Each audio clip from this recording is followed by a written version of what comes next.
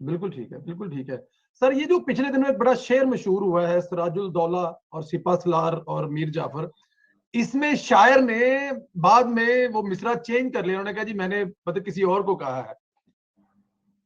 اب بات تو اس پہ ہو چکی ہے، پتہ انہوں نے کس کو کہا ہے، کیوں کہا ہے. تو یہ عمران خان صاحب، بلکہ اس میں ایک چیز اور ایڈ کر لیں، کل پھر دوسرا ایک شاعر آیا، اس نے کہا ہے جی کہ چوکی دار جو ہیں وہ گھر پہ قبضہ ہو رہا ہے. اور یہ روکنے ٹوکنے والا کوئی نہیں سر.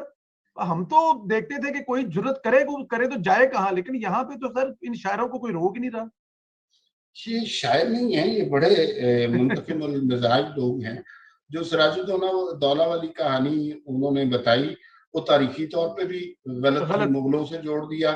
مغلوں سے سراج الدولہ کا کوئی تعلق ہی نہیں رہا تھا.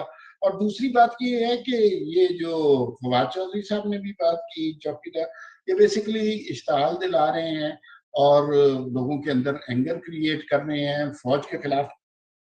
ظاہر سی بات ہے عمران خان نے جو بات کہی تھی وہ ان کے حوالے سے کی تھی، بالکل جنرل باجوہ کے حوالے سے، کلیئر کٹ ان کے حوالے سے کی تھی. اور ہمیں یہ تسلیم کرنا چاہیے، یہ اندر کھاتے بھی یہی بات کر رہے ہیں اور اس کے اوپر رد عمل آنا چاہیے تھا. دیکھیے ابھی پچھلے دور میں جب نواز شریف صاحب نے نام لیا تھا تو بندے اٹھ جاتے تھے، یاد ہے نا آپ کو، گولیاں ماری جاتی تھی. تو اب بڑا لینینٹ ہے ان کے ساتھ، ان کے خلاف کچھ نہیں ہو رہا.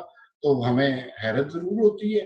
ایک لحاظ سے تو اچھا ہے کہ یہ باتیں کوئی اتنی خفیہ باتیں نہیں ہونی چاہیے، یہ باتیں کھل کے ہونی چاہیے، لیکن ہماری سوسائٹی میں یہ نہیں ہے. لیکن دیکھیے آپ کسی شخص سے اختلاف کر سکتے ہیں، جو کہ نواز شریف صاحب نے ہمیشہ کیا، لیکن آپ ادارے سے اختلاف نہیں کر سکتے، آپ انسٹیٹیوشن سے اختلاف نہیں کر سکتے.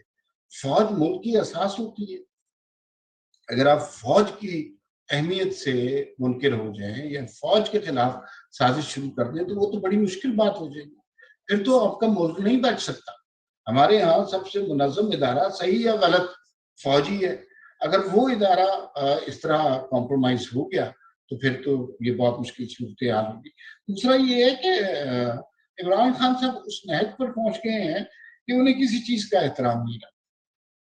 فوج ہو، آئین ہو، عدلیہ ہو، اخلاقیات ہو، خواتین ہو، بچے ہوں، کسی چیز کا انہیں لحاظ نہیں. ان کے سر پہ ایک ہوس اور ہرس چھائی ہوئی ہے کہ کسی طرح وہ دوبارہ وزیر اعظم بنے، اور اس کے لیے چاہے انہیں اس ملک کو تباہ و برباد کرنا پڑے، چاہے اس ملک کو ٹکڑے ٹکڑے کر دینا پڑے، لیکن وہ ہر قیمت پر اب دوبارہ وزیر اعظم بننا چاہتے ہیں. اور اس کے لیے وہ ہر he can stoop to any level، ہر گھٹیا حربہ استعمال کر سکتے ہیں. اور یہ بھی انہی حربوں میں سے ایک ہے سراج الدولہ والی جو بات ہے اور جو فواد چودھری والی بات ہے. مجھے جہاں تک اندازہ ہے کہ اگر اس کا فوری ری ایکشن نہیں آیا تو اس کا ری ایکشن بعد میں ضرور آئے گا. یہ بات لوگوں کے ذہنوں میں رہتی ہے، اس طرح کی بات اگر فوری طور پہ ایکشن نہیں آتا. تو شاید ہو سکتا ہے کہ جب شہباز شریف صاحب لندن سے واپس آئیں تو آ کر پھر ذرا تھوڑی سی جو ہے ان کو ٹائٹ بھی کیا جائے عمران خان اینڈ گینگ کو. اور جس طرح دیکھیں نا کتنا ظلم ہے، ابھی تک نواز شریف صاحب پاکستان کے میڈیا پر نہیں آ سکتے. تو یہ ایک شخص جو مسلسل بکواس کر رہا ہوتا ہے، میں سوری میں اتنے سخت الفاظ استعمال نہیں کرتا لیکن مجھے کرنے پڑے، وہ سب کے باوجود روز چینلوں پہ آ رہا ہوتا ہے، ہر چینل اسے دکھا رہا ہوتا ہے، پورے بے شک 5000 کا جلسہ ہو، پوری لائیو کوریج کی جا رہی ہوتی ہے. تو somebody has to stop it.